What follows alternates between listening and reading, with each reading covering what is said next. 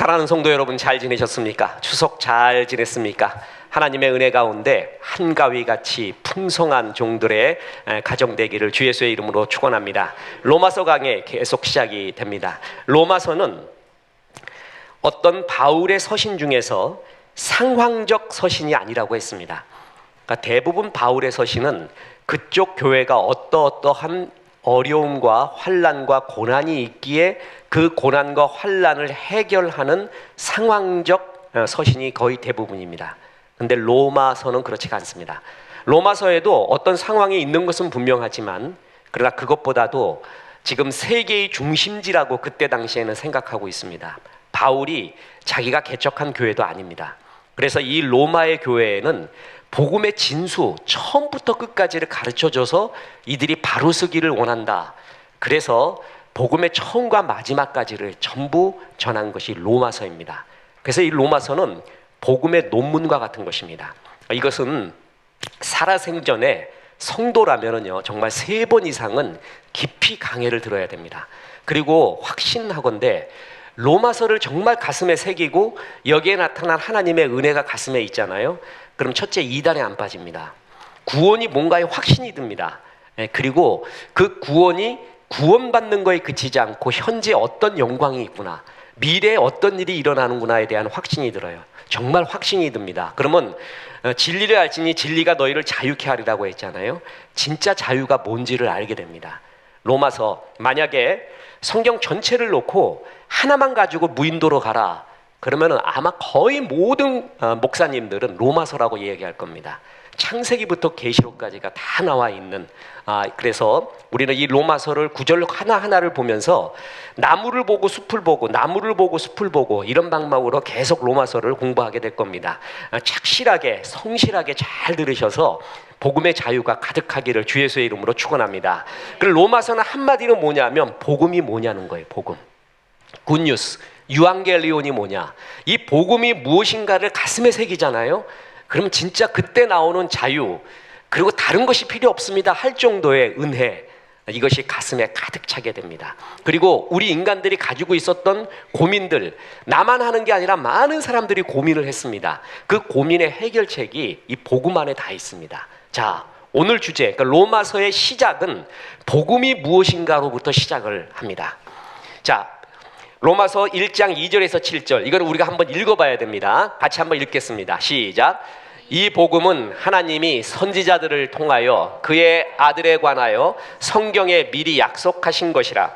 그의 아들에 관하여 말하면 육신으로는 다윗의 혈통에서 나셨고 성결의 영으로는 죽은 자들 가운데서 부활하사 능력으로 하나님의 아들로 선포되셨으니 곧 우리 주 예수 그리스도시니라.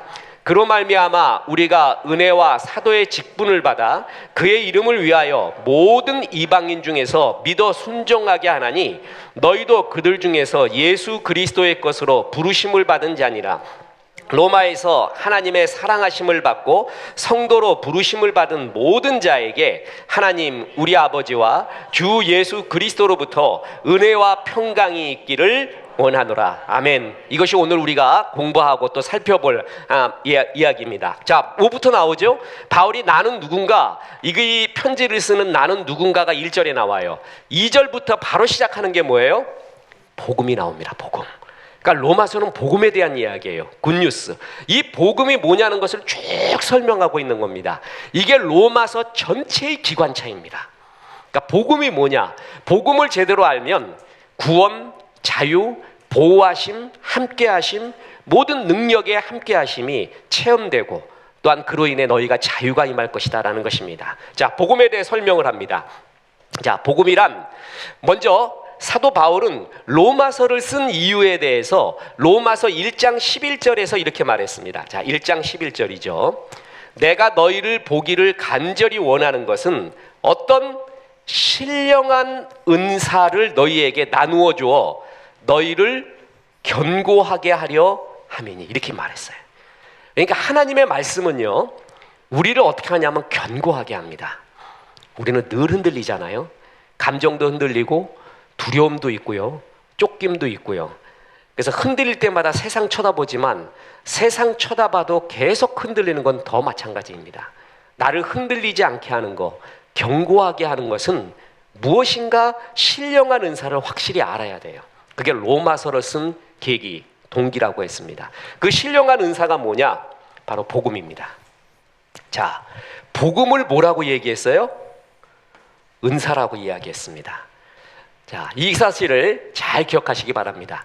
은사는 말 그대로 은혜를 베풀어 주는 것, 거저 주는 것입니다. 그래서 그 은사 받았다는 것 너무 자랑하면 안 됩니다. 그러면 영적인 교만에 빠지고요. 또한 공동체의 교회의 덕을 깨게 됩니다. 그래서 은사는 항상 겸손하고 주님이 거저 주셨구나라는 것을 알아야 됩니다. 오늘 또 맞물려서 우리 수요 예배가 고린도전서 13장 강의를 하고 있지 않습니까? 그 13장에 지금 두 번째 시간인데 거기에 여러 은사들이 나옵니다.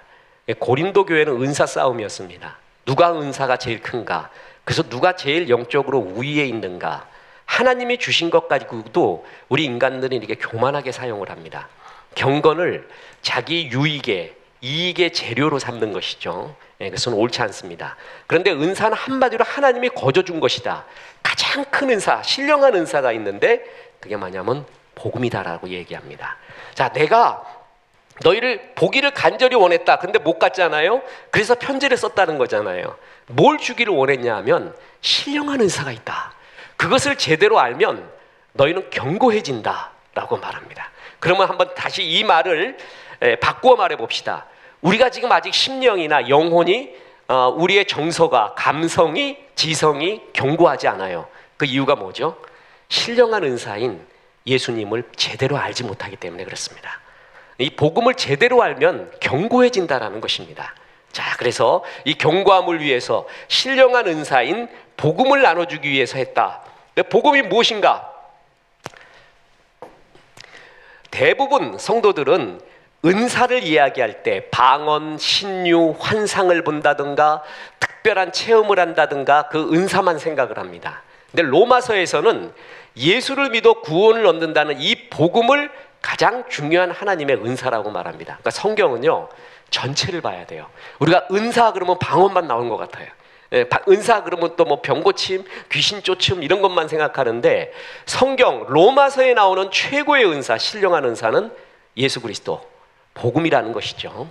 그래서 이 복음을 가장 중요한 하나님의 은사로 소개하면서 로마서는 그런 의미에서 기독교가 뭔가, 복음이 뭔가를 설명하는 것입니다. 다시 말하지만 우리의 신앙의 기초 중의 기초, 그러나 가장 중요한 기초를 설명하는 겁니다.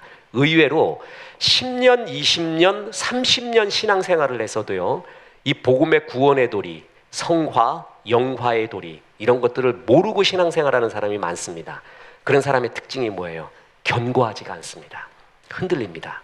본인에게는 자유가 없습니다. 그래서 로마서를 통해 이 복음을 제대로 알아서 견고해야 됩니다. 자, 복음을 알 때 중요한 것은 복음은 구원과 연관이 되어 있습니다. 휴머니즘이라는 것이 인간적인 입장에서 보면 따뜻함의 상징이에요. 나도 사랑하고 이웃도 사랑하고 동물도 사랑하고 자연도 사랑하고 그래서 굉장히 따뜻함의 의미로 휴머니즘을 평가하지만 그렇지만 신앙적인 입장에서는 휴머니즘이 굉장히 다른 각도로 볼 수가 있습니다. 죄에 대하여라 함은 저희가 나를 믿지 아니하며 그것이 가장 큰 죄거든요. 하나님 떠난 죄. 그런데 인본주의 휴머니즘의 특징이 뭐냐면 하나님을 떠나서 인간 자신이 주인 되어 살아가는 거예요. 그래서 가장 따뜻하고 아름다운 것 같지만 신앙적으로 제일 광명의 천사 같은 게 인본주의 휴머니즘입니다. 자, 그 휴머니즘에서 우리가 휴머니즘 속에 살고 있거든요. 쉽게 이야기해서 텔레비를 보거나 광고를 보거나 책을 봐도 우리 인간의 사랑, 인간의 아름다움을 굉장히 많이 말합니다. 인간 자신이 주인이 되어서요. 그래서 그 휴머니즘적 관점 속에서 우리가 살고 있을 때 구원이라고 이야기하면 사람들은 항상 의를 찾습니다. 쉽게 설명하겠습니다. 무엇을 해야 인간이 의로워지는가? 자, 구원 얻으려면 의로워야 되는데 지나가는 사람한테 물어보세요. 천국과 지옥이 있으면 천국 가려면 어떻게 됩니까? 그러면 첫 번째 하는 말이 뭐냐 하면 착한 일 많이 해야죠. 좋은 마음 품어야죠. 아마 10이면 9이 그 얘기 할걸요. 그죠? 그러니까 뭐냐면 의가 있어야 된다는 거야. 그게 의예요. 의. 예를 들어 보면 이 의가 제일 많이 나오는 게 선행이죠. 선행.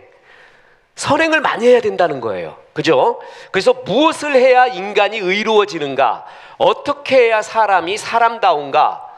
이것이 인간의 지금 하나님을 떠난 사람들의 종교요, 윤리요, 도덕이요, 사상이요, 인간의 가치예요.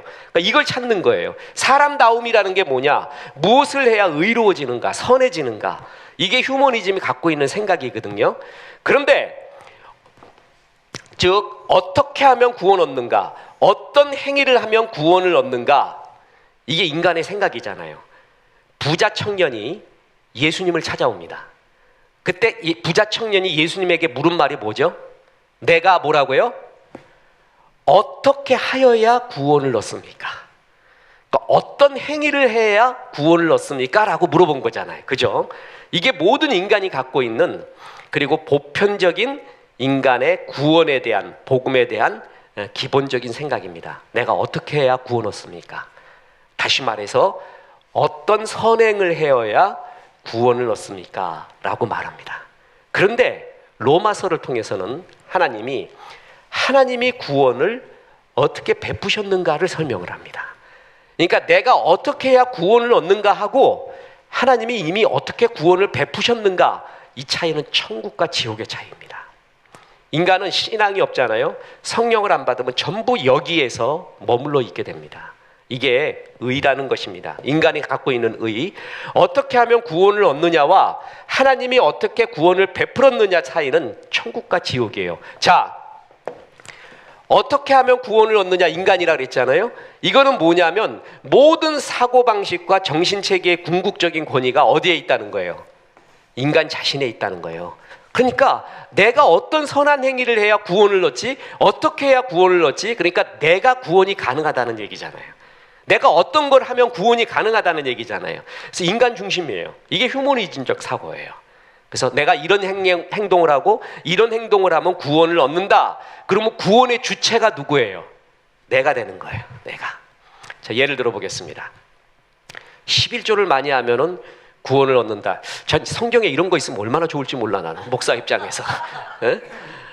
그리고 주일 예배, 주일 성수를 갖다가 1년에 3번 이상 빠지면 구원을 뺏어버린다. 3번 이상, 반드시 3번 정도까지만 참는다, 이랬어요. 그런 거 있으면 얼마나 좋을까. 거기다가 목사님한테 맨날 양복 사주고 뭐 사주고 주의종한테 그러면 구원 얻는다 그러면 얼마나 좋을까요? 그렇죠? 그런 게 하나, 만약에 지금 제가 극단적으로 말했잖아요. 그게 이거예요. 어떻게 하면 구원을 얻는가? 그러니까 구원의 주체가 나한테 있다는 거예요. 근데 성경은 구원의 주체가 너에게 있지 않다라는 것입니다. 자, 붓다라고 아시죠? 붓다. 불교의 최고봉은 뭐죠? 부처님을 믿는 게 아니에요. 부처님을 믿는 게 아니라 뭐죠? 내가 뭐가 되는 거예요? 붓다가 되는 겁니다. 내가 붓다가 되는 게 이런 어떤 불교의 최고봉 아니에요? 그 붓다가 되기 위해서 어떻게 해요? 끝없는 수행을 합니다. 끝없는 깨달음을 자기가 얻습니다. 그죠? 구원의 주체가 어디 있어요? 자기에게 있습니다. 그래서 대표적인 이런 자기 선행 종교의 특징이 뭐냐면 그게 불교예요. 불교. 자기가 수행을 해서 붓다의 경지에 오르라서 구원을 얻는다, 이렇게 생각을 해요. 그런데 성경은 그게 아니라는 거예요. 하나님이 어떻게 구원을 베풀었는가를 봐라. 너희는 안 된다. 자, 하나님이 어떻게 구원을 베풀었는가는 주체가 누구죠? 하나님입니다. 그러니까 구원의 주체가 누구예요? 하나는 인간이라는 것과 또 하나는 뭐예요? 하나님이라는 것의 싸움이에요. 지금도 여러분 이런 거 속지 마십시오. 하루에 기도를 5시간 이상 안 하면 구원받지 못한다. 주일 성수 안 하면 구원받지 못한다. 또 뭐 헌금을 하지 않으면 구원받지 못한다. 전부 거짓 복음입니다. 속지 마십시오. 그것은 절대로 아닙니다. 성경적이지가 절대로 아닙니다. 그러니까 예를 들어 로마서 같은 거, 에베소서 같은 성경을 가슴에 딱 있잖아요. 그 말씀이. 그런 말 해도 아무것도 아니라는 거 알아요. 어떤 사입이 이단들이 말해도 저거 아니라는 거 확실하게 알아요. 자, 복음을 얘기하기 위해서 로마서를 썼는데 복음은 주체가 하나님이다 라고 말하고 있는 것이 로마서입니다. 자, 그래서 로마서 1장 2절 다시 봅니다. 이 복음은 자, 이 복음은 하나님이 선지자들을 통하여 그의 아들에 관하여 성경에 미리 약속, 그러니까 지금 말한 게 아니죠. 자, 이것이 굉장히 재밌어요. 그래서 구약의 이야기와 구원의 이야기, 예수 그리스도 이야기가 기가 막히게 연결이 됩니다. 이제 지나보면 알아요. 미리 약속한 것이고요. 선지자를 통해서 그의 아들이 누구죠? 예수님입니다. 메시아이기도 하고요. 바로 이것이 복음은 한마디로 예수님을 통해서 이루어진다. 자, 복음은 유앙겔로이라고 하는데 문자 그대로 good herald, 좋은 전령이라는 뜻입니다. 1세기경에 전쟁에서 승리한 황제는 앙겔로이, 전령을 보내서 내가 승리했다, 여기까지가 내 통치다, 그리고 내가 통치하는 한 이 땅에는 평화가 있을 것이다 라고 선포를 합니다. 복음은 선언이자 선포입니다. 복음은 자, 이루어진 것에 대한 소식, 그것도 좋은 소식입니다. 자, 복음 유앙겔리오, 이것은 좋은 소식이에요. 자, 왜 좋은 소식이냐 하면은요, 너희가 다시 또 아주 쉽게 설명하기 위해서 하는 겁니다. 교회 주일 성서를 한 번도 안 빼먹으면 구원을 얻는다. 11조 한 번도 안 빼먹으면 구원 얻는다. 너 아나니아와 삽비라 아느냐? 하나님 앞에 거짓말하면 죽기까지 한다. 구원을 얻으려면 기도는 5시간 이상 해야 된다 라고 하면 그건 좋은 소식이 아닙니다. 좋은 소식 아니죠. 여러분 들어도 안 좋죠. 그거 벌써 부담이 생기잖아. 내가 안 그런다는 거 너무나 잘 아니까. 그건 좋은 소식이 아니에요. 좋은 소식은 뭐냐 하면 하나님이 구원을 베푸셨으니까 네가 그걸 받아들여라. 이런 공짜가 어딨냐니까. 이런 공짜가. 그래서 좋은 소식이에요. 저는 이거 들으면 들을수록요, 제가 잊혀지지 않는 로마서 성경 공부가 제가 전도사 때 어디서 이제 어느 가정교회 같이 가정 친구들 또 저 군대 친구들 모아놓고 이제 로마서를 때도 빨리, 그때는 속성 과정으로 빨리 한 적이 있습니다. 그때 그 예수를 한 번도 안 믿는 어떤 여학생이 있었습니다. 제가 아는 사람하고 사귀고 있는 사람이었는데 아주 똑똑한 사람이죠. 이 사람이 이걸 다 로마서를 듣고 있다가 하는 말이 너무 솔직한 거예요. 순수하고. 그건 말이 안 된대. 말이 안 된대요. 그런 건 말이 안 됩니다 그래요. 그래서 왜 안 됩니까? 그러니까 그런 공짜가 어딨니? 그런 공짜가 어딨니요?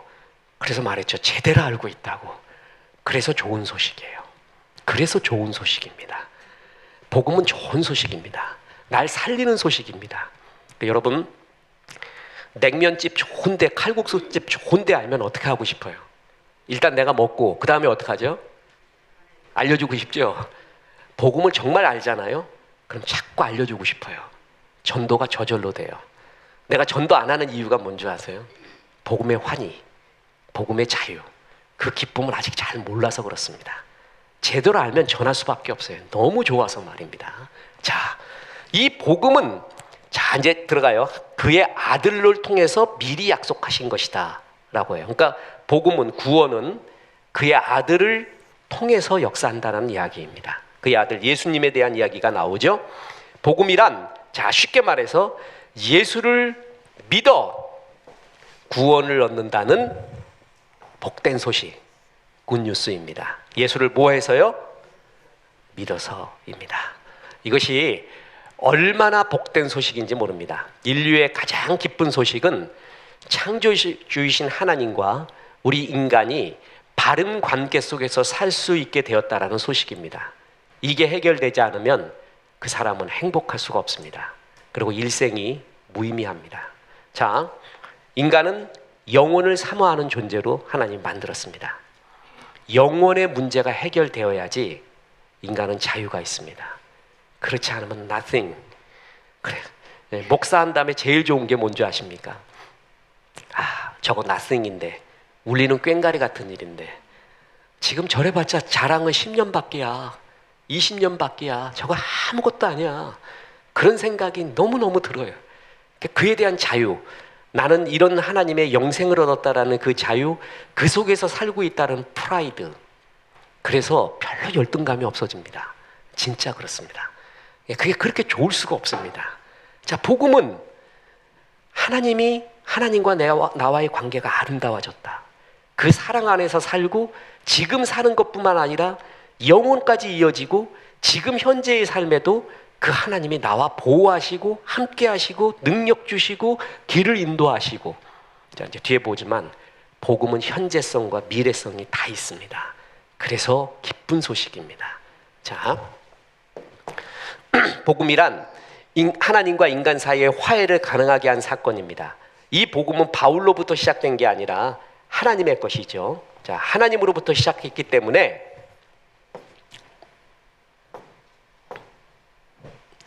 하나님으로부터 시작됐기 때문에 뭐예요? 확실하고 변하지 않고 안정적입니다. 자, 복음이, 구원이 나로부터 시작을 했잖아요. 내가 어떤 행위를 해서 구원을 얻는다면 내가 얻었다고 생각하는 그 행위는, 그 구원은 맨날 흔들립니다. 그렇지 않겠어요? 여러분, 내가 한번 묻겠습니다. 저는 목사로서 말하는 겁니다. 나도 한 23년 목회, 담임 목회했으니까 꽤 짬밥 먹은 거 아니겠어요? 네? 기도할 때 말이에요. 여러분, 기도할 때 주여 하고 기도하고, 기도원 가서도 기도할 때 소리 질러도 하고, 벽치기 기도 아세요? 벽치기, 구르기 기도, 땅 구르기, 팔짝뛰기 기도, 뭐 별의별 기도 다 있어요. 저도 다 해봤어요. 기도 굴에 들어가서도 해봤고, 나무 뿌리 잡고도 정말 해봤습니다. 그렇게 했어요. 그때 한번 물어봅시다, 여러분. 정말 주님만 생각해요, 그때? 정말 그때 주님만 생각하냐고. 잡생각 들어요, 안 들어요? 솔직히 말해보라고. 잡생각 들죠? 여러분은 안 들지 몰라요. 나는 들어. 담임 목사인 난 들어요. 그러면 순도로 한번 따질까요? 하나 잡생각이 안 드는 무구의 단계, 정말 주님만 바라보는 무구를 100이라고 해봅시다. 그럼 난 평상시의 기도는 얼마 되냐면 60 정도요. 나 솔직히 말해서. 딴 생각 되게 들어. 금식할 때는요, 막 먹을 게 눈에 떠올라요. 그 막 이명도 떠오르고, 이러면 이 건강 해치면 어떨까 이런 생각도 떠오르고요. 나만 그래요? 그러죠. 그럼 내가 나의 것을 근거로 구원을 받는다면 그 구원이 맨날 흔들려요. 믿습니다 하고도 돌아보면 또 안 믿어져. 주님의 은혜로 내가 믿어서 병도 낫고 뭐도 된 것 같은데 지나보면 이게 시간 돼서 나은 건가, 아니면은 그 약 잘 먹어서 나은 건가, 아니면 원래 병이 아닌 건가, 별 생각 다 나요. 나는 믿을 수 없는 존재예요. 나의 것을 근거로 구원을 찾는다면 맨날 흔들려요. 그리고 하나님이 너의 선행으로 구원을 얻으려면 어디까지 깨끗해야 되냐면 마음까지 깨끗해야 돼요. 그게 하나님이 원하는 의의 단계예요. 근데 마음 깨끗한 사람 있어요, 없어요? 없죠. 내가 70 넘어간 우리 장로님, 전에죠, 오래됐죠. 70 넘어간 분들한테는 직접 물어봐서 한 사람 한 사람 그래갖고, 장로님, 70 넘어갔는데도 이렇게 뭐 여자들 이렇게 아름다운 아가씨 지나가면 눈이 가요, 안 가요? 그러니까 갑니다 그러더라고. 그래서 70 넘어가도 그런가? 인간 본성의 죄성, 본성, 그런 깨끗함이 우리에게 없어요. 그러니까 휴머니즘 그래갖고 어떻게 하면 구원을 얻는다? 어떤 선행을 하면, 어떤 마음을 품으면 구원을 얻는다? 없습니다. 안 된다는 거예요. 그게 된다는 것은 복음이 아니라는 거예요. 그래서 복음의 근거는 뭐냐면 하나님으로부터 나온 거예요. 하나님으로부터 나왔기 때문에 확실하고 변하지 않고 안정적이라는 거예요. 나로부터 나오면 복음은 계속 어떻게 되는 거예요? 불안해요. 내가 불안하기 때문에. 내 생각도 불안하고. 딱 선행으로 구원 얻는다고 해봅시다. 우리도 가난한 사람 도와주잖아요. 마음도 쓰잖아요. 그거하고 내 욕심 부린 거하고 계산할 거야 아마. 그죠? 그래갖고 내가 여기에 준 건 100, 여기에 준 거는 나를 위해 쓴 건 200. 안 되겠다. 100도 나눠주자. 그래갖고 또이 됐어. 150, 150으로. 그러면 구원 얻는 거예요? 그것도 웃긴 계산이란 말이에요. 그러니까 구원이 나에게 근거가 있다면 맨날 흔들립니다. 그리고 그것은 확실하지가 않습니다. 구원에 이를 수도 없습니다. 복음은 하나님의 것입니다. 하나님으로부터 나왔습니다. 바울은 이거를 그야말로 피를 토하듯 강론하고, 또 이 복음은 새로 등장한, 이단같이 새로 등장한 소식이 아니라 전부터 있었던 소식입니다. 선지자들을 통해서 미리 약속하고 예고하고 약속하셨기 때문에 신뢰성이 있고 정통성이 있다라는 것이죠. 지금 나온 얘기가 아니라는 거예요. 자, 예수가 나오니까, 자, 이제 바울이 여기서 이제 굉장히 중요한 이야기를 하는 거예요. 예수 이야기를 하니까 유대교에서는 아직도 예수를 그리스도라고 안 부릅니다. 자, 보세요. 우리는 이게 너무 간단하잖아요. 예수 뭐라 그래요? 그리스도 그러죠. 예수는 뭐냐면 역사적 고백입니다. 그러니까 예수라는 인물이 객관적 보편 타당성 있게 역사적으로 있는 그 사람을 말해요. 그리스도는 뭐냐면 신앙적 고백이에요. 신앙적 고백. 그러니까 예수님이 뭐라고요? 예수님이 메시아, 구원자이다라는 게 예수 그리스도예요.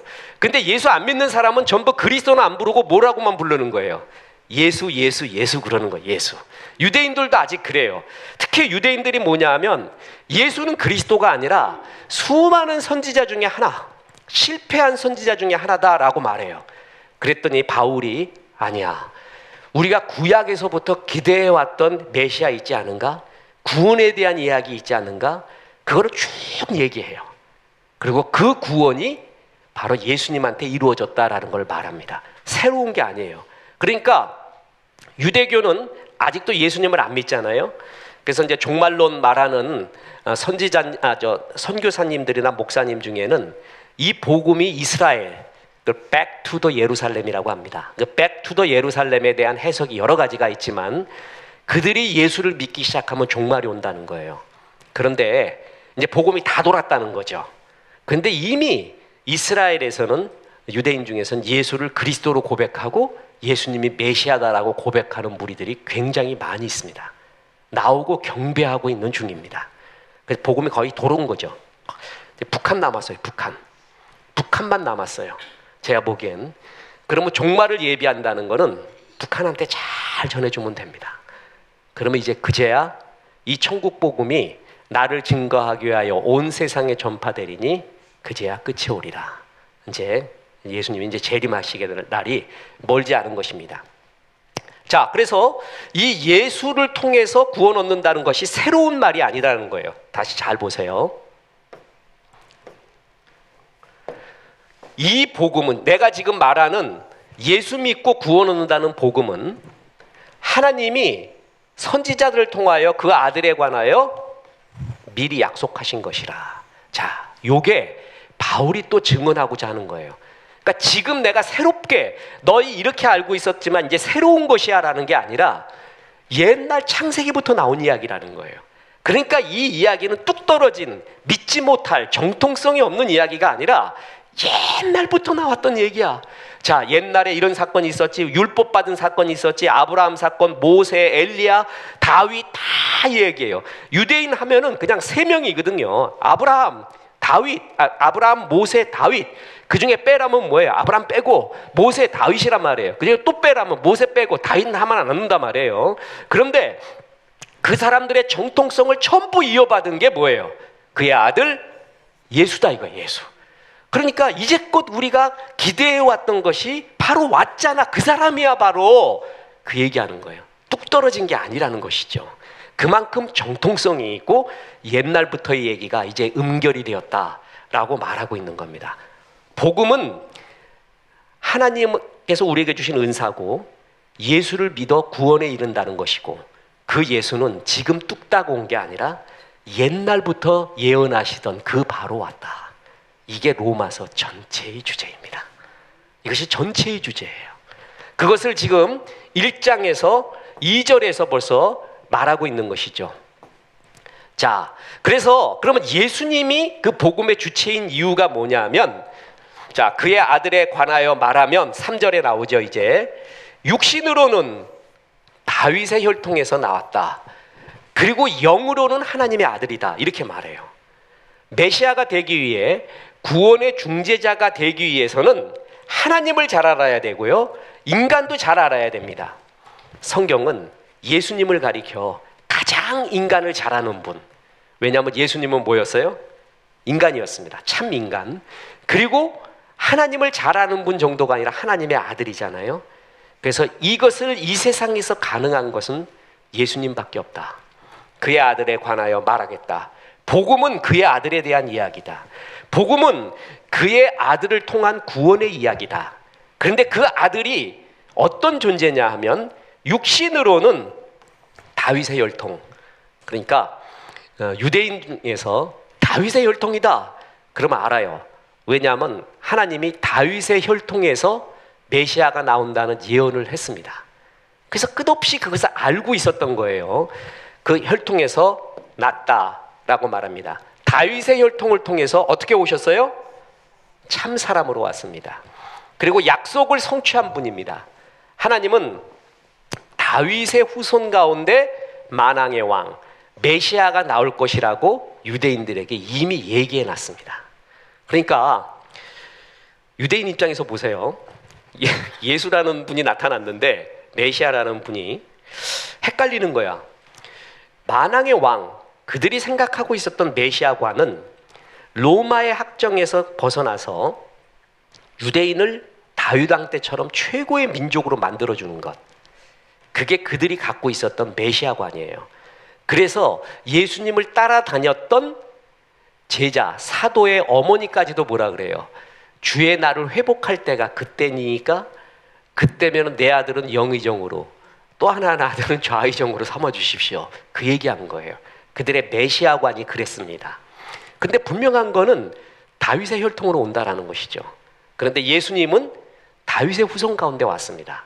자, 사무엘하 7장부터 보면 이렇게 나옵니다. 내가 전에 사사에게 명령하여 다스리지 않고 모성에게 벗어하라. 여호와께서 너를 위하여 집을 짓고 수완을 차서 내 조상과 함께 놓을 때 내가 내 몸에서 날 내시를 내 뒤에서 그의 나라를 경고하게 하리라. 이게 전부 너가 다윗입니다. 자, 나는 그의 나라 왕위를 영원히, 이게 다윗에게 준 다윗 언약이라고 합니다. 자, 노아에게 줬던 무지개 언약이 있죠. 아브라함에게 줬던 만 백성의 복의 근원이 될 거라는 아브라함 언약이 있어요. 또 하나의 언약이 뭐냐면 다윗 언약이에요. 다윗 언약은 네 나라가 영원히 견고하고 너로부터 메시아가 나온다는 게 다윗 언약이에요. 그러니까 이게 언약을 중심으로 본 구약 전체를 본 거예요. 구약 신약을. 그러니까 구약과 신약을 바라보는데 여러 툴이 있어요. 뭘 중심으로 볼까? 그러니까 제일 확실한 툴은 구원사예요. 구원을 중심으로 봐야 되거든요. 그 중에 하나가 언약을 중심으로 또 보는 거예요. 그 언약 중에 다윗 언약이 있는데 그 나라가 견고하게 되고 내가 내 앞에 물러나는 사울에게서 내 은총을 뺏은 것처럼 그에게서 빼앗기지는 아니하리라. 자, 내 집과 내 나라가 내 앞에서 영원히 보존되겠고 내 왕위가 영원히 견고하리라. 이게 다윗의 언약입니다.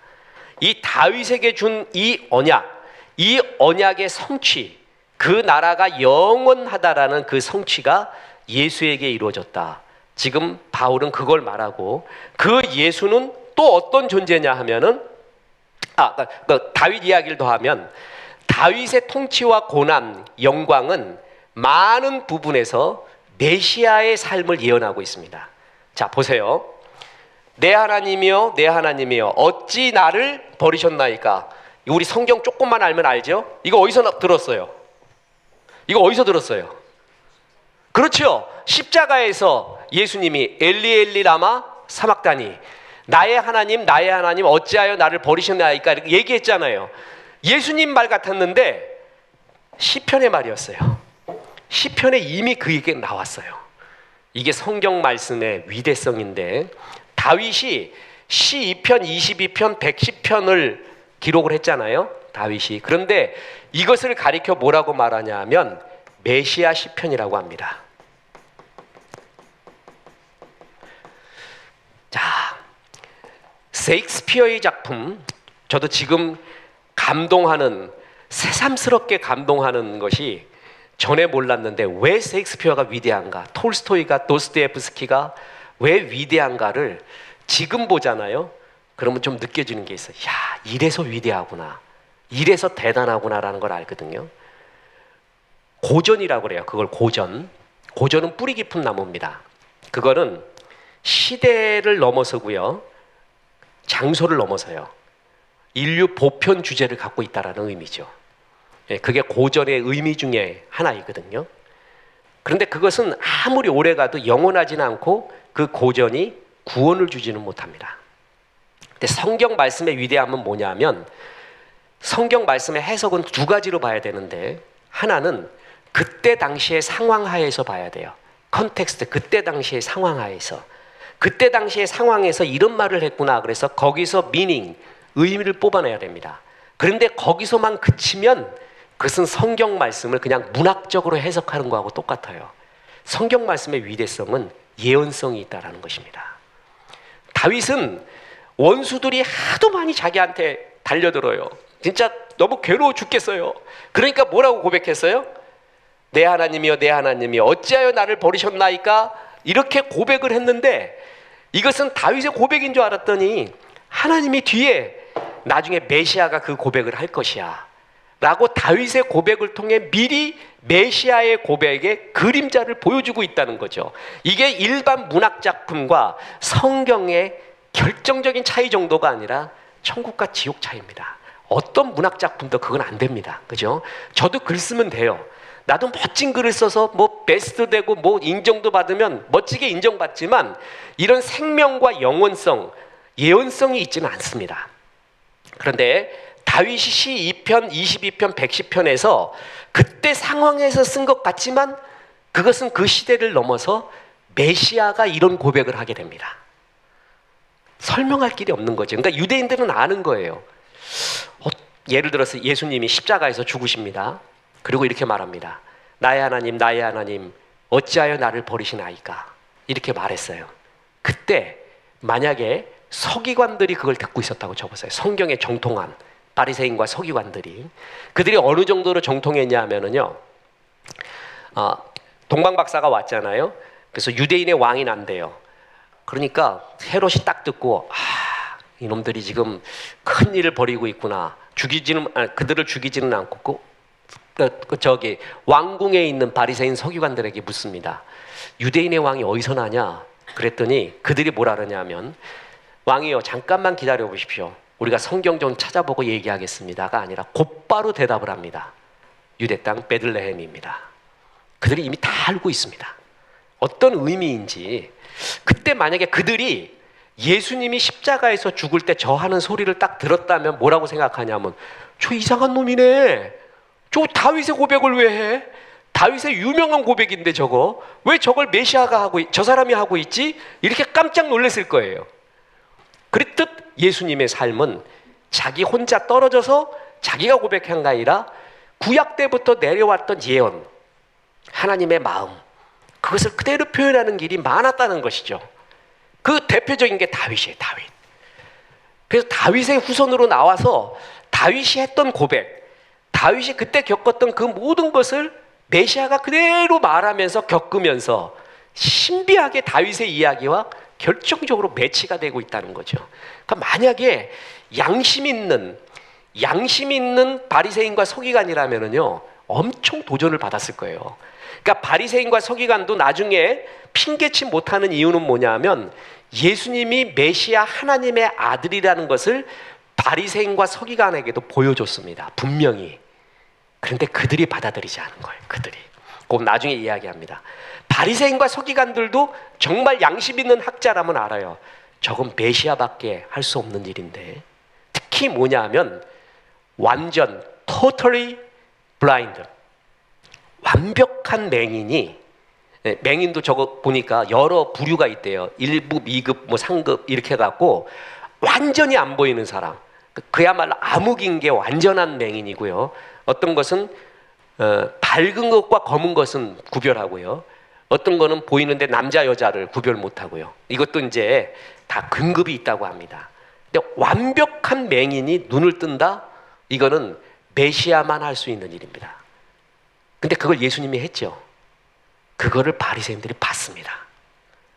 그랬더니 메시아를 인정하기 싫으니까 뭐라 그래요? 그 맹인을 협박을 합니다. 그래갖고 너 맹인 아니었지부터 시작을 합니다. 맹인 아니었지 조금은 보였지부터 시작을 해서 이 맹인한테 안 통하니까 부모를 협박을 합니다.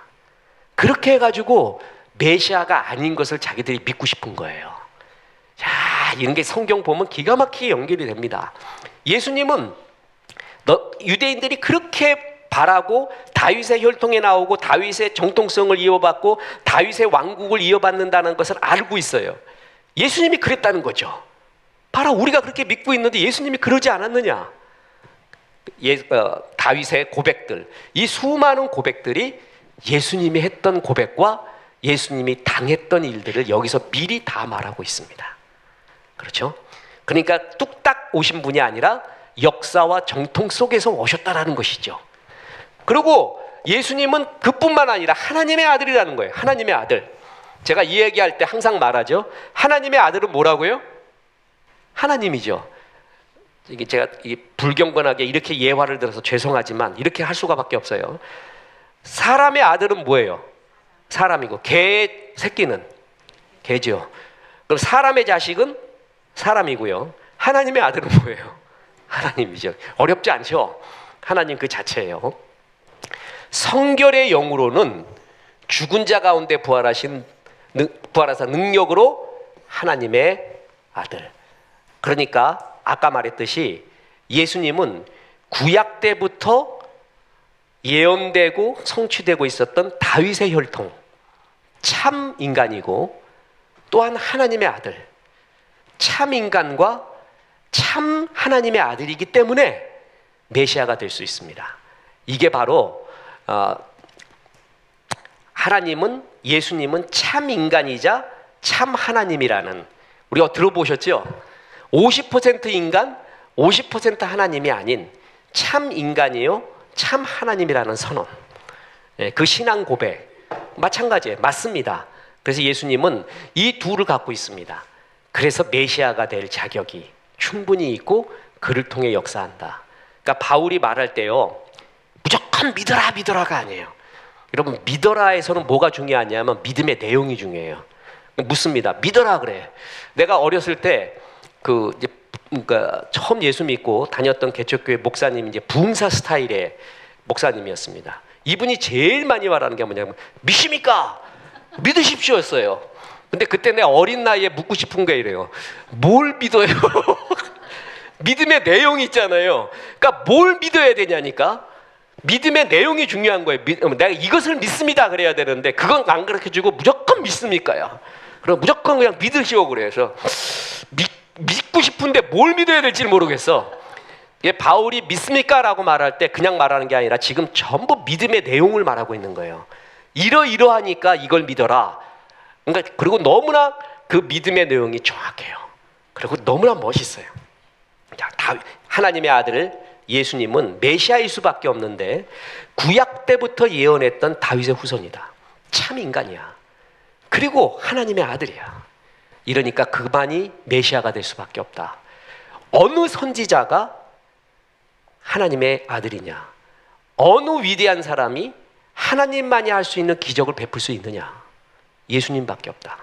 예수님이 바로 이런 구원의 주체를 위해 이 땅에 오셨다. 이렇게 말하고 있는 것입니다. 그게 복음이다. 복음은 예수 그리스도를 믿어 구원을 얻는다는 기쁜 소식인데 그 예수가 왜 구원의 주체가 될 수 있느냐를 말하고 있는 거죠. 다시 말해서 예수님은 다윗의 후손으로 오신 참 뭐라고요? 사람일 뿐이 아니라 하나님의 아들로서 오신 참 하나님입니다. 그래서 하나님의 사정을 잘 알고 인간의 사정까지도 잘 알고 있습니다. 그래서 진정한 중보자, 화해자가 될 수 있는 분은 오직 예수 그리스도일 뿐입니다. 자, 중보자, 화해자라는 개념도 우리가 유대인이면 잘 압니다. 유대인이면 너무나 잘 알아요. 메시아는 중보자, 화해자로 오신다. 하나님과 인간 사이에 오셔서 우리를 하나님께로 이끌어가는 중보자가 메시아다라는 것은 이미 다 알고 있습니다. 그 그림자가 누구였냐면 제사장이었습니다.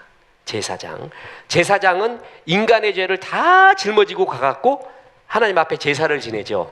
그리고 죄 용서를 줘요. 그런데 사람들이 제사장을 보니까 그 역할은 알겠는데 불안정해요. 이것이 자기도 죄 많고. 엘리 제사장 같은 경우 보세요. 그 사람 진짜 환장할 사람 아니에요, 그 사람. 체험도 있었어요, 무조건. 오죽했으면 사무엘이 체험할 때 해석까지 해주잖아요.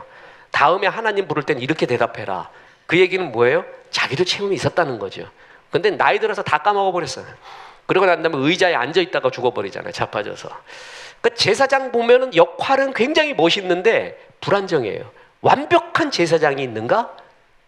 그 제사장의 역할은 이스라엘 사람들이 너무 잘 알고 있어요. 저런 완벽한 제사장이 뭐다? 곧 이제 앞으로 올 메시아다라고 알고 있는 거예요, 이미. 근데 예수님은 완벽한 대제사장이라는 거예요. 바울이 그 얘기를 하고 있는 거예요.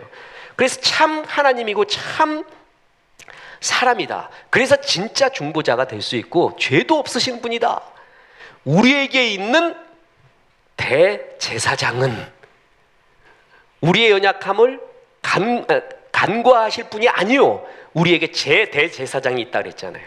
그러니까 유대인의 관점으로 보면 완벽한 대제사장이 오면 그가 메시아일 가능성이 많다라는 걸 이미 알고 있습니다. 그 대제사장의 뜻이 뭐냐면 중보자, 화해자예요. 하나님 중간에 서서 이스라엘의 죄를 다 끌고 가서 뭐해요? 거기다 하나님 앞에 용서 바랍니다. 재물 끌고 가갖고. 그래서 그 재물을 어떻게 해요? 죽이죠. 그게 재물을 죽인다는 건 뭐냐면 죄에 대해서 뭐가 하는 거예요? 죽는 거예요. 대신. 그러니까 대신 죽는다는 것도 알아. 유대인의 관점에서는 죄를 짊어지고 대신 죽는다는 것도 알고 있어요. 예수님이 대신 죽었잖아요. 그러니까 새로운 교리가 아니에요. 이거는 새로운 교리가 아니라 구약부터 내려오는 모든 구원의 결정판이 예수라라는 거예요. 그러니까 새로운 신비한 것이 아니라 이단스러운 것도 아니라 구약부터 우리가 이렇게 바라고 왔잖아. 늘 이걸 기대하고 왔잖아. 그게 이루어진 것을 봐 라고 하면서 바울이 이 복음을 설명하고 있는 것입니다. 자, 그래서 예수님만이 이 역할을 할 수가 있습니다. 그래서 중요한 것은 우리의 존재라는 것은 복음의 틀 안에서 해석되라. 자, 이 세상에서 제일 힘든 게 뭐냐면 내가 누군가입니다. 결국 내가 누군가의 싸움이에요. 내가 누구냐 말할 때 이것을 확실히 말할 수 있는 사람, 그 사람이 존재의 기쁨을 갖고 있는 사람이라고 했죠. 소유의 기쁨, 체험 성취의 기쁨, 존재의 기쁨이 있는데 그 중에 제일은 존재의 기쁨입니다. 내가 누군가, 어디서 와서 어디로 가는가, 나는 무엇을 하러 태어났는가, 이거 알고 있는 사람은 제일 행복한 사람입니다. 소유의 기쁨, 그것은 체험 성취의 기쁨이 있는 사람 앞에서는 초라합니다. 체험 성취의 기쁨이 있는 사람, 그것도 아무것도 아닙니다. 나중에 이병철 씨가 그랬잖아요. 그 이병철 별명이 뭐였다고요? 돈병철. 우린 인생 먹어서 다 안다 그랬지. 내가 청년 집회에서 이병철 알아요 그러니까 무슨 개그맨도 이병철이 있다 그러대. 그리고 딴 뭐 가수 얘기도 해요. 삼성 몰라 그랬더니 이재용 그래요. 그래서 이건희도 잘 몰라. 이병철. 그래서 야, 이게 지금 말이 안 통하는구나. 그 이제 내일 모레면은 안양제일교회 가서 시니어 스쿨에서 이제 또 복음을 증거합니다. 그분들한테는 이런 말 하면은 잘 통할 겁니다. 인생 먹어서 이병철 씨가 소유의 기쁨이 있죠. 오죽했으면 돈병철이다 그러겠어요. 그러니까 체험 성취의 기쁨이 있죠. 체험 성취는 뭐냐면 어려운 공동체, 어려운 가정, 회사, 교회를 일으킨 체험, 그 성취감, 이런 게 있습니다. 그리고 참 기쁨은요, 부모가 나에게 줬던 추억이죠. 그게 가슴에 있는 사람이 있어요. 그건 제일 큰 행복입니다. 부모가 자녀에게 줄 수 있는 최고의 유산은 굿 메모리라 그랬죠. 좋은 추억. 우리 엄마 아버지만 생각하면 이런 좋은 추억이 나요. 그것은 부자 가난한 자하고 상관없습니다. 그 추억이 있는 사람은 소유의 기쁨이 있는 사람하고는 비교 불가합니다. 그렇게 좋습니다. 그죠? 근데 독교 선언을 해서 이병철 씨가 삼성에 반도체를 선택을 하죠. 그래서 오늘날의 삼성이 있습니다. 근데 우리 교회 아세요? 그 선언을 할 때 거기에 계셨던 분이 있습니다. 그래서 목사님 그 말 맞대요. 그리고 거의 미쳐 있었대요. 이병철 씨 반도체 다 반대했대요. 그러지 말라고, 우리 망한다고. 여기에 미쳐갖고 거기에 얼마만큼의 투자를 했는지 말도 못하게 했대요. 자기는 그걸 눈으로 봤대요. 그래서 오늘날 삼성이 있어요. 얼마나 프라이드 있겠어요. 그게 체험 성취의 기쁨이에요. 그죠? 부모에 대한 사랑의 추억이 있어요. 무슨 꽃으로 문지른 가슴이기에 이토록 시리단 말인가. 도대체 내 가슴은 무슨 꽃으로 문질러서 이렇게 꽃시림이 있어? 이런 거 너희 있니? 이런 체험 한번 해봤니? 그 가슴에 그런 꽃 같은 추억이 있는 사람이 얼마나 멋져요. 그죠? 그런데 이병철은 이 두 개가 다 있었다니까. 근데 뭐가 없었어요? 내가 누군가가 없었어. 존재의 기쁨이 없었어요. 그래서 죽기 전에 카톨릭 사제에게 24가지 질문을 던지잖아요. 그 24가지 질문이 전부 뭐예요? 존재의 질문입니다. 내가 누군가를 모르고 죽은 거예요. 내가 누군가 몰라. 그죠? 그러니까 우리의 존재를 내가 누군가, 니체가 짜라투스트라는 이렇게 말했다 해서도 네가 누군가를 모르고 내가 어디서 와서 어디로 가는지 어떻게 살아야 되고 그것도 모르고 우리가 살고 있다는 게 정말 웃긴 거 아닌가? 이렇게까지 말할 정도예요. 그만큼 최고가 내가 누구냐는 거거든요. 근데 저도 이거 고민 되게 했습니다. 내가 누구냐니까. 나는 몇 학번, 학번 이름은 뭐고 내 이름은 뭐고 나는 뭐고 이게 아니라는 거예요. 진짜 내가 누구냐. 바울은 이 얘기를 너무 심플하게 한다는 거예요. 네가 누구냐고 복음의 틀에서 해석해. 복음의 틀 안에서 해석을 해. 그게 가장 정확하대요. 그리고 그게 맞습니다. 내가 누구냐고 난 바울이야. 이런 고민을 했고 이런 공부를 했고 뭐 했고 아직도 헤매고 있고 이런 고민 속에서 아직도 살고 있고 우물쭈물하다가 나 이렇게 될 줄도 알았고 이렇게 얘기를 하지 않고 뭐냐면 자기는 확실해요. 어디 안에서 해석을 하냐면 복음 안에서. 그래서 보세요. 1장 5절. 그로 말미암아 우리가, 이때 바울의 일행이죠. 우리가 그로 말미암아 복음으로 말미암아 예수 때문에 우리가 은혜와 사도의 직분을 받아서, 나는 은혜와 사도의 직분을 받아서 특별히 뭐냐면 그의 이름을 위하여 모든 이방인 중에서 믿어 순종하게 하는 것이 내 사명이야. 그러니까 바울은 심플해요. 바울같이 복잡한 사람 있냐고요. 바울이 영지주의에 대항할 때 그 논리를 한번 보십시오. 얼마나 정교한가. 근데 복음 안에서 심플한 사람이야. 이 사람은. 나는 누구냐 하면 그로 말미암아 내가 해석이 가능하대. 그로 말미암아. 이게 복음이에요. 복음으로 말미암아 내가 해석하는데 나는 은혜와 사도의 직분을 받은 사람이야. 복음 전하라고 직분을 받았는데 특히 뭐냐 하면은 이방인들에게 전하라고 나는 직분 받은 사람이다 라고 내가 누구인가 복음의 틀에서 나를 해석합니다.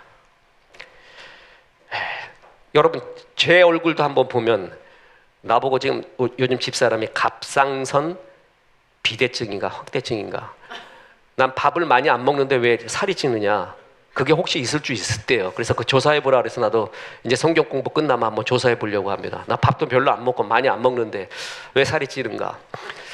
그렇게 보면 웃겨요. 그죠? 나도 웃겨요. 내가 누구 같아요? 저 사람 그냥 이렇게 편안하게 아무 생각 없이 살 것 같죠? 정말 복잡한 사람이에요. 저도 책을 읽을 대로 읽고요, 진짜를 알고 싶어갖고. 진짜 난 신앙도 그렇습니다. 정말 헛된 거 믿고 싶지 않습니다. 저는 제 일생을 저도 걸었습니다. 저도 모든 걸 걸었어요. 나 헛된 거 쭉 쫓아가고 싶지 않아요. 진짜를 쫓아가고 싶어요. 진짜. 그래서 진짜 믿음이 뭐고 진짜 은혜가 뭐고 거짓 은혜 말고 진짜가 뭔가를 정말 고민하고 고민을 해요. 그죠? 그런데도 분명한 것이 뭐냐면 내가 누군가는 지금도 생각하는 게 복음의 틀에서 해석하는 게 가장 정확하구나. 너 지금 그 고민하고 있냐? 그거 사람들한테 그대로 말해. 그리고 네가 고민한 것, 해결했던 거를 그대로 말해줘. 그게 내가 해야 될 사명이에요. 복음의 틀에서 해석을 해라. 너를 다른 걸로 해석하지 마라. 나는 이렇게 태어나서 이런 아픔이 있고 맨날 트라우마 응? 맨날 이러고 저러고 이래서 이러고 문제고 이래서 저러고 문제고, 그렇게 보지 말고 복음의 틀에서 너를 한번 해석을 해봐라. 그러니까 네 해석을 복음의 틀에서 한번 해석을 해봐라 이거예요. 그때부터 자유가 옵니다. 저는 이게 너무나 좋습니다. 철학자들 아직도 자기 해석 못합니다. 내가 누군지 모릅니다. 지난번에 얘기했죠? 저희 그 최고의 지성의 선배가 그 성대 철학과 이용호 교수였었습니다. 아마 돌아가셨을 겁니다. 절하고 싶은 사람입니다. 지성을 깨지게 한 사람이야. 그 사람이 두 가지 묻지 말라 그랬어요. 하나는 여자가 뭔지 묻지 말고 철학이 뭔지 묻지 말래요. 자기 아내 아직도 모르겠대. 그 얘기는 아내도 마찬가지요. 남편 아직도 모르겠다 그러지. 그리고 철학이 뭔지 모르겠대요. 철학은 그분이 하는 말도 그거예요. 내가 누구인가 묻는 거래. 자기는 아직도 모르겠대. 그 나이 돼도. 지금 제가 이거 말하고 있을 때 저는 감이 단언하지는 않지만 복음의 틀에서 해석하면 내가 누군지 알겠어요. 근데 그분은 이게 없기 때문에 아직도 자기가 누군지 몰라요. 바울은 말해요. 그로 말미암아 복음이라는 것이 있기 때문에 내가 직분을 받았다. 나는 특히 이방인에게 복음 전하라는 직분 받았다라는 확실함이 그에게 있어요. 이게 만약에 있다면요, 우리의 삶은 더 명료해지고 힘이 있어지고 능력이 있어지고 안개 같지 않을 것입니다. 자, 보세요. 자, 그로 말미암아 예수님과 복음으로 말미암아 나는 은혜의 직분을 맡아서 이방인의 사도가 되었다. 자, 특히 모든 이방인들에게 복음 전하라고 부름받았다. 그래서 사도행전 9장 15절 보세요. 주께서 이르시되 가라, 이 사람은 내 이름을 이방인과 임금들과 이스라엘 자손들에게 전하기 위하여 택한 나의 그릇이라. 정확하죠. 그러니까 바울이 어떻게 해석하고 있죠? 복음 안에서 자기를 해석하고 있어요. 복음 안에서. 자, 우리도 내가 나를 어떻게 해석하느냐를 복음 안에서 생각을 해봤습니까? 자꾸 휴머니즘적으로 인간적으로 보기 때문에 복잡해집니다. 그러면 답이 안 나옵니다. 답도 안 나와요. 내가 왜 대한민국에서 태어났나? 내가 왜 여자로 태어났지? 내가 왜 남자로 태어났지? 이게 답이 없습니다. 그렇게 태어나고 어떻게 해요? 나 우리 어머니가 다시 태어나면은 씩씩한 남자로 태어나라고 난 믿었습니다. 우리 어머니가 씩씩한 거 좋아하고 밝은 거 좋아해요. 그래서 노래방 가서도 뭐 부르냐면은 옛날에 그거 있잖아요. 백두산의 푸른 전기 이 땅을 수호하고 그러면서 엄마 왜 이런 걸 불러 그랬더니 씩씩하고 좋잖아 그래. 산의 대장부가 이 장군 같은 걸 불러야 된대. 그래서 우리 엄마는 다시 태어난다고 하면 아마 씩씩한 장군으로 태어나고 싶다 이렇게 생각을 했어요. 그래서 물어봤어요. 엄마 다시 태어나면은 어떻게 태어나고 싶어 그랬더니 가만히 바쁘시고 계더니 이쁜 여자로 태어나고 싶대. 내가 이게 우리 엄마한테들은 3대 명언 중에 하나예요. 3대 명언. 깜짝 놀랐어요. 깜짝. 정말 놀랐어. 우리 엄마는 씩씩한 남자로 태어나서 먼저 장군처럼 칼 휘두르고 칼싸움하고 이럴 줄 알았더니 예쁜 여자로 태어나고 싶다. 근데 왜 이쁘게 태어나고 싶어? 그러니까 그건 말 안 해. 내가 누군가 어느 각도로 봐도 나는 답이 없습니다. 그리고 이거 아는 사람은 아무도 없다고 봅니다. 못 찾습니다. 그냥 비슷하게 말해요. 철학자들이 말하고요, 문학가들이 말하고 강연자들이 말할 때 그냥 그러려니 하세요. 그건 나도 할 수 있어요. 그건 답이 아닙니다. 정말 권해주고 싶습니다. 나를 복음 안에서 해석해 보십시오. 나라는 게 누구냐? 복음 안에서 해석을 하는 거예요. 자, 이건 깊이 고민할 겁니다. 나는 왜 이런 고통이 있었지? 나는 왜 이 아픔이 있었어? 예수님은 나한테 뭐라고 말하는 걸까? 예수 안에서, 신앙 안에서 이것은 무슨 의미가 있을까라고 생각을 해보기 시작하잖아요. 그게 합력하여 선을 이룬다는 걸 알아갈 겁니다. 합력하여 선을 이루구나. 이런 걸 위해서 나에게 이런 고민이 있었구나.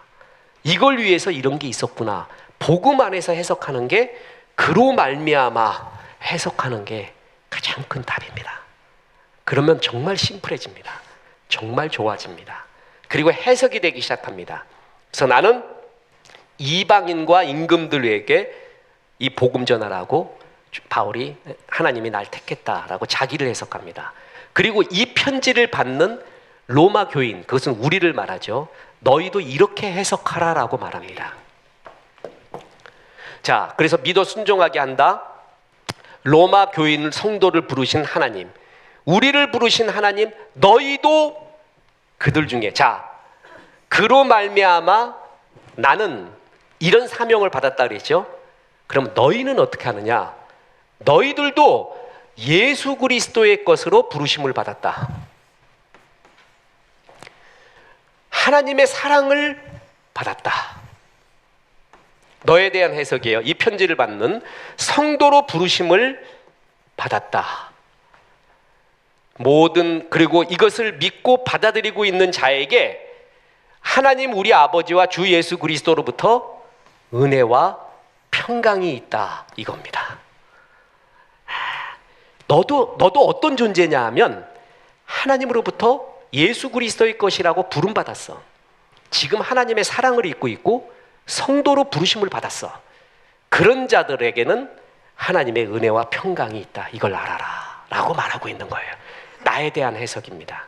전 이게 좋습니다.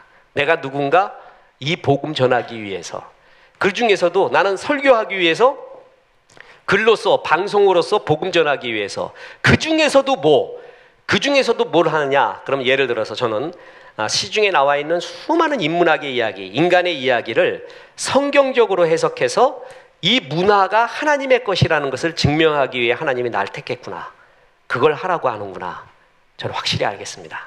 그것을 위해서 주께서 나를 택하셨다. 그래서 수많은 사람이 빠져있는, 깊다고 멋있다고 빠져있는 수많은 책들, 사상들, 그거에 비성서적인 걸 말하고 성경적인 것을 말해주면서 주께로 인도하자.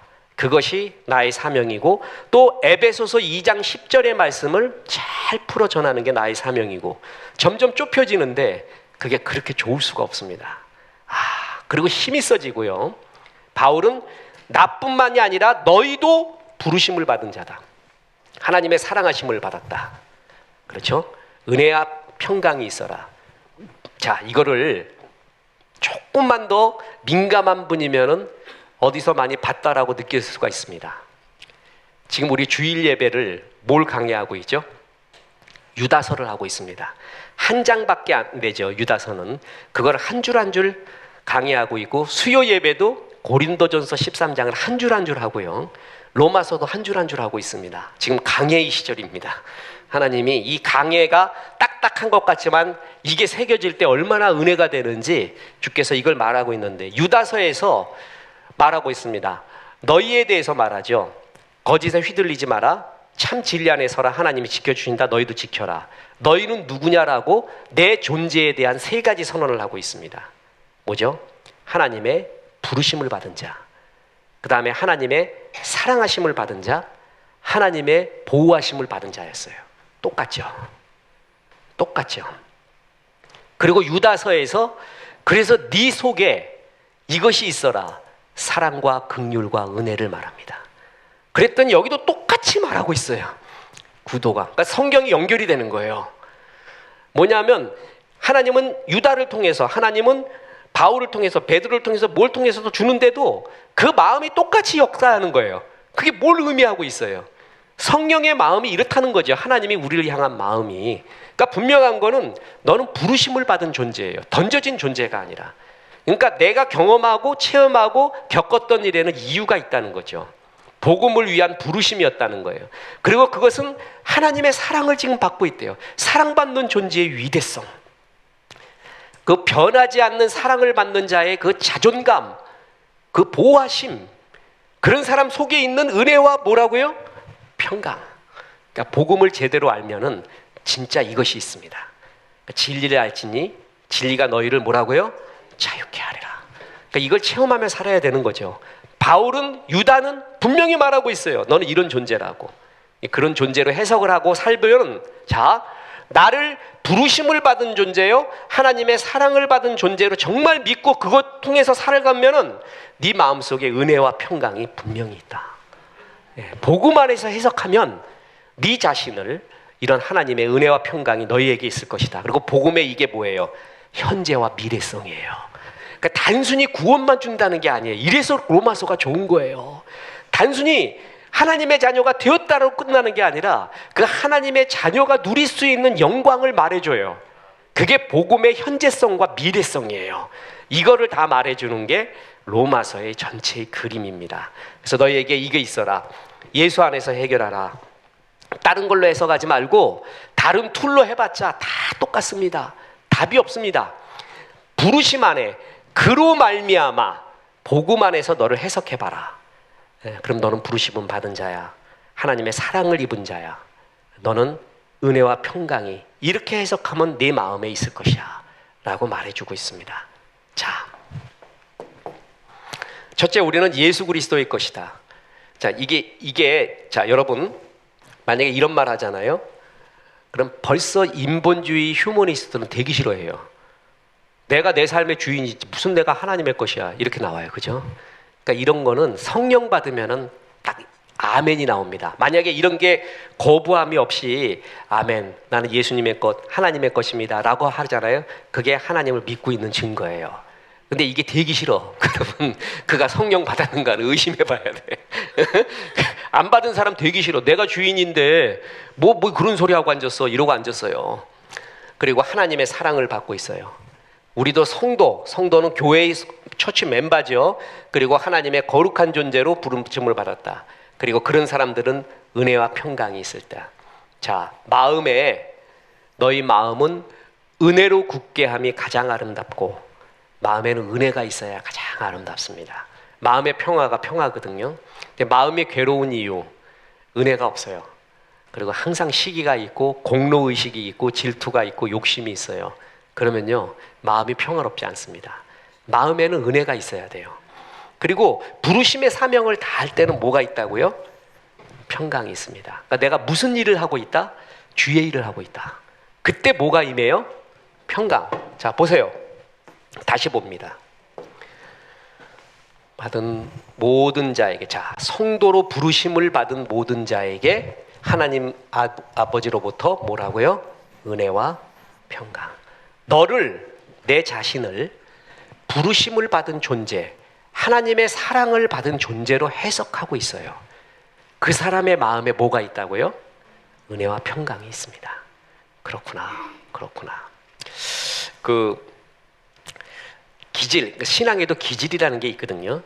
그래서 이제 기질이 안 맞을 때는 어쩔 수 없습니다. 그거는 뭐 다른데 어떡해요, 그죠? 이런 사명, 이 사람은 이 사명 받고 저 사람은 저 사명 받고 이럴 때는 그러는데, 우리 교회 이제 파송한 선교사 중에 강순철이라고 있잖아요.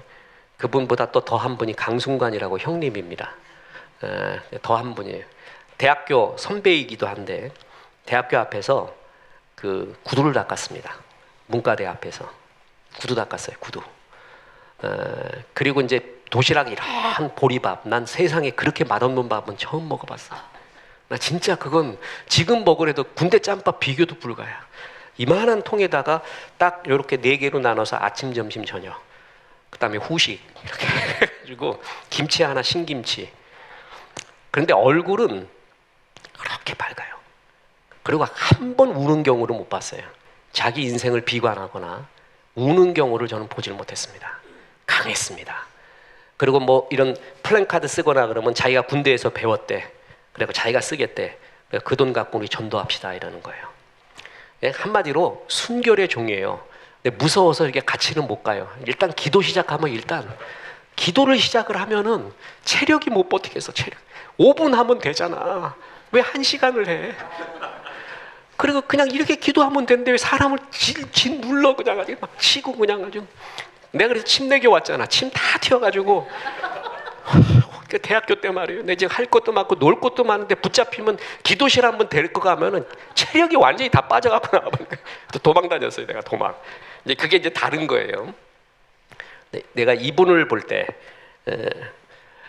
내가 목회하면서 신방을 가봤을 때 잊혀지지 않는 신방이 2가지가 있습니다.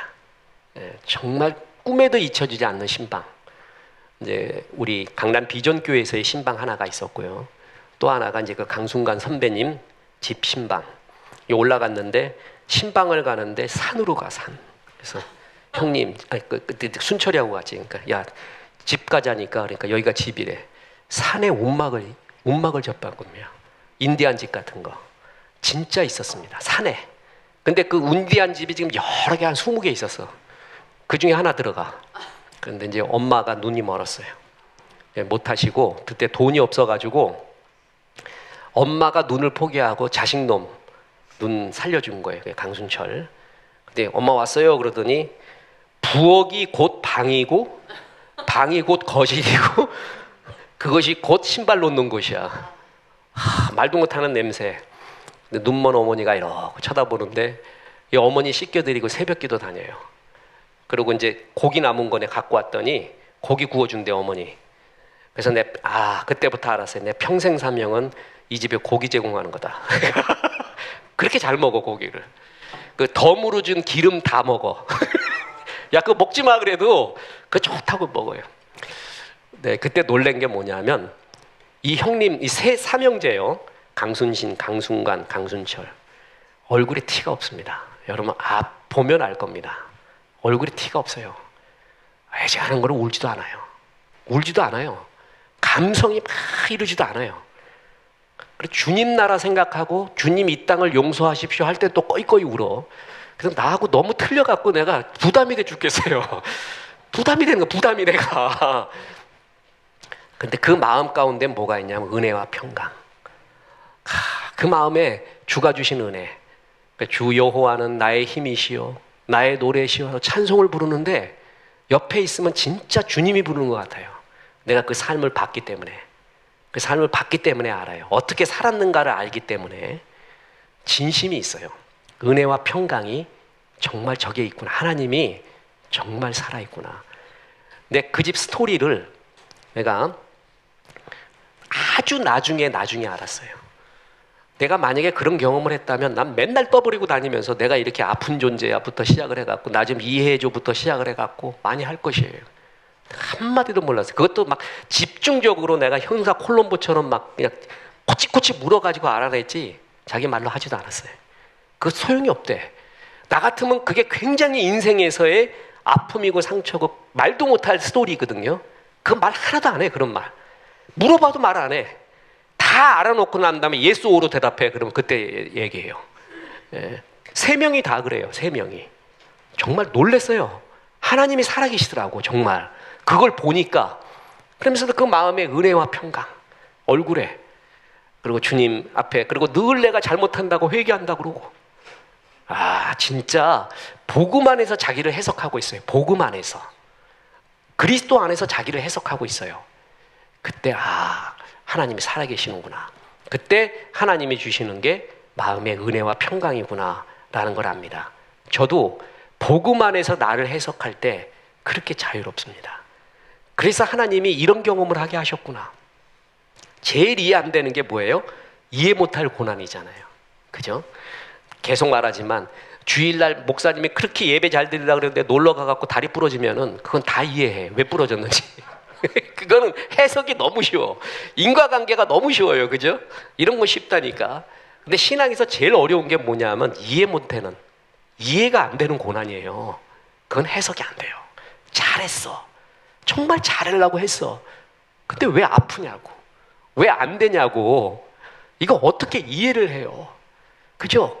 나도 그랬어요. 나는 20대 때 심장도 그랬고 이해가 안 갔어요. 아무튼 담배 20년 핀 혈관이래. 내가 뭐 잘못했다고. 내가 6살 때인가 할아버지 곰방대 한번 불고 내가 그 죄가 이까지 이어오는 거고 내가 이해가 안 가요. 왜 이래야 되는가. 그렇죠? 공부도 열심히 했고 뭐도 했고 그럼 이렇게 돼야 되잖아. 내 생각에는. 그게 안 되고 고난의 연속이었어요. 내가 이거를 그냥 해석하려면 지금도 해석이 안 돼요. 그런데 목사로서 해석을 해보니까 이렇게 되는 거예요. 그랬구나. 성도님들이 이런 고난을 많이 당하는구나. 이해 못할 고난을 정말 많이 당하고 있는 성도들이 이해가 돼요. 그 성도들이. 그러니까 니캉 내캉 같이 헤매는 거야. 이거 주 앞에 기도합시다. 그리고 제일 이해되는 게 욥이에요. 욥의 이야기는요 정말 그 피어리게 이해가 돼요. 피어리게. 욥은 끝내 자기 고난도 몰랐잖아요. 고난의 이유를 몰라요. 그 대신에 하나님의 영광을 봐요. 그래서 해결이 돼요. 그래서 욥의 심정도 알고 복음 안에서 해석하는 거예요. 복음 안에서 뭐냐면은 예수 안에서 해석이 되니까 해석이 돼요. 그랬구나. 우리 성도님들 이런 고난 당하는 성도님들이 많이 있구나. 그러니까 이해를 해줘요. 내가 이해도 되고요. 아직 목사도 그렇습니다. 그런 이때는 다른 거 없고 주 앞에 기도할 뿐입니다. 다만 지금 이해하지 못하지만 천국 가서는 다 할 것입니다. 네가 그날에는 아무것도 묻지 아니할 것이요. 제가 제일 좋아하는 성경 구절 중에 하나입니다. 물을 것 너무 많아. 근데 그날에는 물을 필요도 없대. 근데 이거를 그냥 인간적으로 생각을 하잖아요. 그러면 비참해요. 이해할 수가 없어요. 살기도 괴로워요. 근데 복음 안에서 해석을 하면 해석이 되기 시작을 하는 거예요. 복음 안에서. 그렇구나. 이런 마음이겠구나. 그때 뭐가 임하냐 하면 은혜와 평강이 임하게 됩니다. 그래서 너는 부르심 존재다. 하나님의 사랑을 받은 존재다. 나도 그랬듯이 로마에 있는 교인들아 너희도 그렇다. 그렇게 너를 해석을 해라. 그러면서 부르심을 받은 자로서 살아가라고 이렇게 말합니다. 자, 이제 끝입니다. 이 복음은 다시 말하지만 현재성과 미래성이 있습니다. 로마에서 하나님의 사랑하심을 받고 성도로 부르심을 받은 모든 자에게 하나님 우리 아버지와 주 예수 그리스도로부터 은혜와 평강이 있기를 원하노라. 하나님의 뭘 받았어요?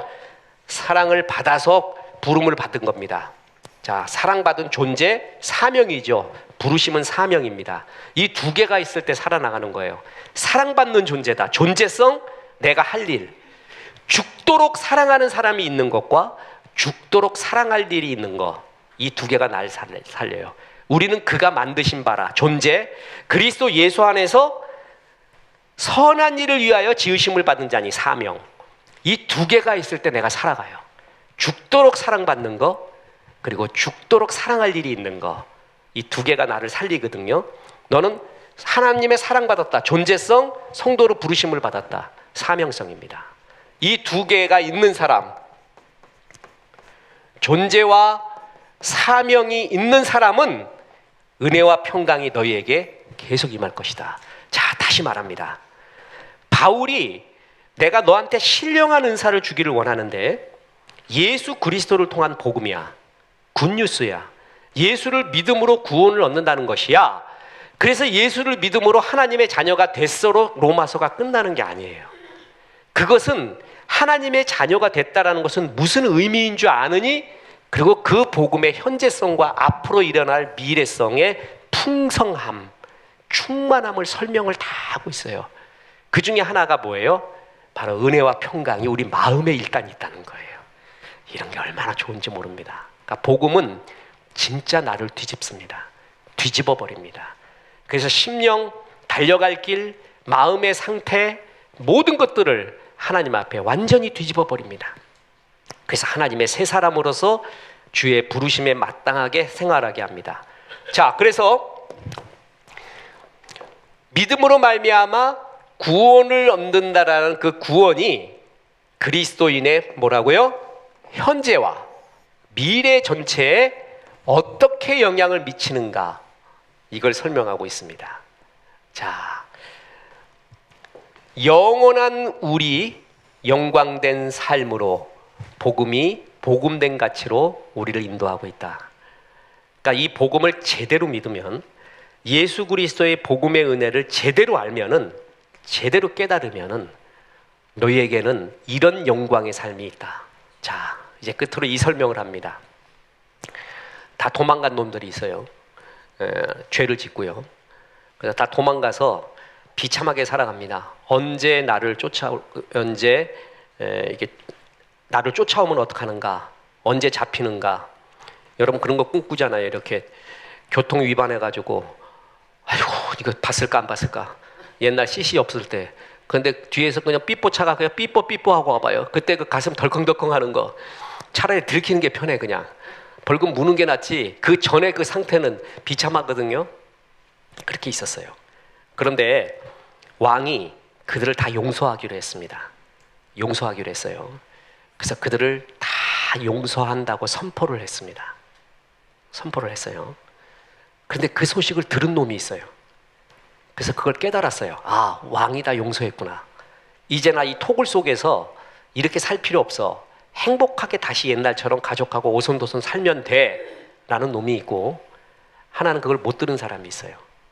아직도 뭔 줄 알아요? 아직도 도둑놈인 줄 아는 거예요. 아는 사람과 못 듣는 사람은 엄청난 차이가 나죠. 너희는 복음을 알았다는 거예요. 그러면 누리라는 거죠. 복음의 영광을 누리라는 거예요. 왜? 바울이 답답해하는 게 뭐냐 하면 복음의 영광이 너희에게 임했음에도 불구하고 왜 그렇게 사냐는 거예요. 그 이유는 제대로 알고 있지 못하기 때문이라는 거예요. 그래서 로마서를 통해 아주 제대로 말해주고 있습니다. 복음의 영광, 현재뿐만이 아니라 미래에도 너희가 어떻게 될 건가만 알아봐라. 이게 얼마나 영광스러운데, 야, 현재에도 주님이 보호하심이 있고 사랑하심이 있고 지켜주심이 있고 높여주심이 있어. 순간순간 주시는 은혜가 있어. 사람들이 모르는 평강과 은혜가 있어. 그걸로 끝나는 줄 알아? 미래에는 또 이렇게 돼. 그것까지 다 말해주고 있는 게 복음의 이야기입니다. 그래서 우리는 이 복음의 이야기로 계속 항의를 할 것입니다. 로마서 깊이 새기십시오. 남한테 가르칠 수 있을 정도까지 깊이 새기십시오. 그래서 로마서 전체가 가슴에 있으면 말도 못하는 영광과 평강, 은혜가 있을 것입니다. 그리고 무엇보다 구원의 확신과 영광이 가득 임할 것입니다. 로마서의 은혜가 우리 성도님들 가슴에 가득하기를 주 예수의 이름으로 축원합니다. 오늘 감사하게도 우리 최명조 권사님이 점심 또 헌물했습니다. 제가 기도함으로 식사 기도까지 같이 합니다. 그래서 여러분 올라가서 또 하면은 뭐 이중과세 괜찮지만 그냥 편하게 올라가서 식사하시기 바랍니다. 기도하겠습니다. 하나님 감사합니다. 그로 말미암아, 예수로 말미암아 바울이 그토록 벅찬 삶을 산 것처럼 우리에게도 이 벅참을 가르쳐 주려는 주님의 말씀, 주의 로마서의 은혜가 우리 가슴에 있기 원합니다. 알지 못하고 행했던 때, 알지 못하고 괴로웠던 때가 아니라 복음을 제대로 알아서 깨달음 속에서 하나님의 평강과 은혜가 넘쳐나고 한 번밖에 없는 인생, 부르심의 성도로 잘 살아갈 수 있도록 도와주옵소서. 감사하며 예수님의 이름으로 기도했습니다. 아멘.